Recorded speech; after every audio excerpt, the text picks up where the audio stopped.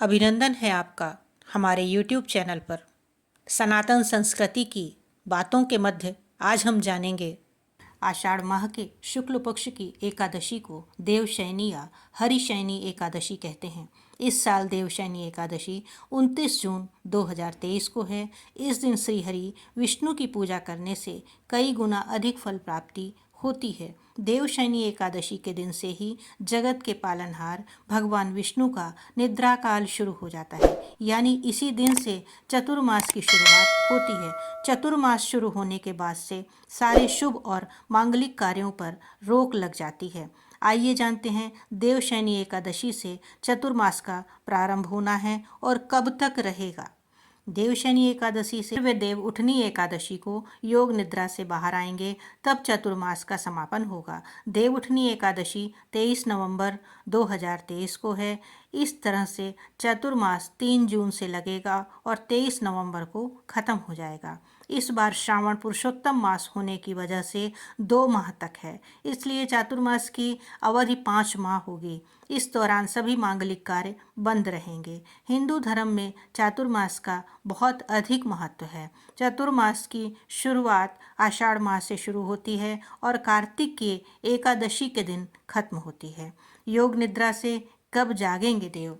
चातुर्मास 4 माह की बजाय 5 माह तक रहेंगे। देवशयनी एकादशी के दिन भगवान विष्णु की पूजा के अलावा कुछ उपाय करने से जीवन में खुशियाँ आती हैं। धार्मिक मान्यताओं के अनुसार देवशयनी एकादशी से देवोत्थान एकादशी तक भगवान विष्णु क्षीर सागर में शेषनाग पर विश्राम करते हैं। इन 4 महीनों में सभी मांगलिक कार्यों पर रोक लग जाती है। इस दौरान मुंडन, उपनयन संस्कार, विवाह इत्यादि जैसे महत्वपूर्ण मांगलिक कार्य रोक दिए जाते हैं। मान्यता है कि भगवान विष्णु के शयन काल में मांगलिक कार्य करने से व्यक्ति को उनका आशीर्वाद नहीं प्राप्त होता है, जिस वजह से विघ्न उत्पन्न होने का खतरा बना रहता है। हर साल चातुर्मास सामान्य रूप से 4 महीने का होता है, लेकिन इस साल अधिक मास होने के कारण चातुर्मास 5 महीने का होगा, यानी कि इस दिन भगवान विष्णु पूरे 5 महीने के लिए योग निद्रा में चले जाएंगे और इसके बाद कार्तिक मास के शुक्ल पक्ष की एकादशी तिथि यानी कि देव उठनी एकादशी के दिन योग निद्रा से जागेंगे। देवशयनी एकादशी भगवान विष्णु के आराम का समय है, यानी एक दिन से भगवान विष्णु 4 महीने के लिए शयन करने के लिए चले जाते हैं। इसी के साथ इस दिन से चातुर्मास का आरंभ भी हो जाता है। ऐसे में अगले 4 महीने तक कोई भी शुभ कार्य करना वर्जित माना जाता है। पंचांग के अनुसार आषाढ़ मास के शुक्ल पक्ष की एकादशी तिथि का शुभारंभ 29 जून 2023 सुबह 3:18 पर होगा और इस तिथि का समापन 30 जून सुबह 2:42 पर हो जाएगा। इस तिथि का समापन 30 जून सुबह 2:42 पर हो जाएगा। पूजा तिथि के अनुसार देवशयनी एकादशी व्रत गुरुवार 29 जून 2023 को रखा जाएगा। इस विशेष दिन पर रवि योग का निर्माण हो रहा है, जो सुबह 5:26 से दोपहर 4:30 तक रहेगा। भगवान शिव करेंगे सृष्टि का संचालन।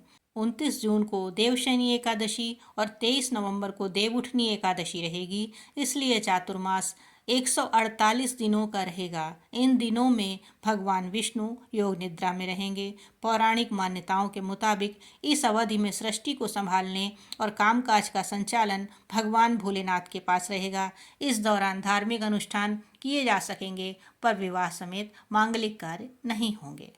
ग्रंथों के अनुसार पाताल लोक के अधिपति राजा बलि ने भगवान विष्णु से पाताल स्थित अपने महल में रहने का वरदान मांगा था। इसलिए माना जाता है कि देवशयनी एकादशी से अगले 4 महीने तक भगवान विष्णु पाताल में राजा बलि के महल में निवास करते हैं। इसके अलावा अन्य मान्यताओं के अनुसार शिव जी महाशिवरात्रि तक और ब्रह्मा जी शिवरात्रि से देवशयनी एकादशी तक पाताल में निवास करते हैं।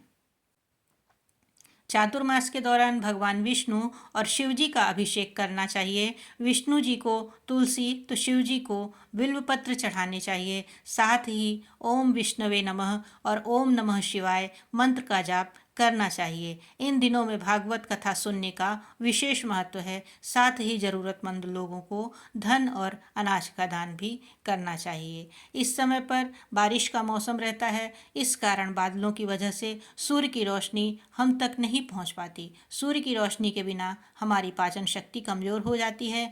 ऐसी स्थिति में खान पान का विशेष ध्यान रखना चाहिए और सुपाच्य भोजन ही करना चाहिए। चातुर्मास की परंपरा। चातुर्मास में नियम संयम से रहने का विधान बताया गया है। इन दिनों में सुबह जल्दी उठकर योग, ध्यान और प्राणायाम किया जाता है। तामसिक भोजन नहीं करते और दिन में नहीं सोना चाहिए। इन 4 महीनों में रामायण, गीता और भागवत पुराण जैसे धार्मिक ग्रंथ पढ़ने का विशेष फल प्राप्त होता है।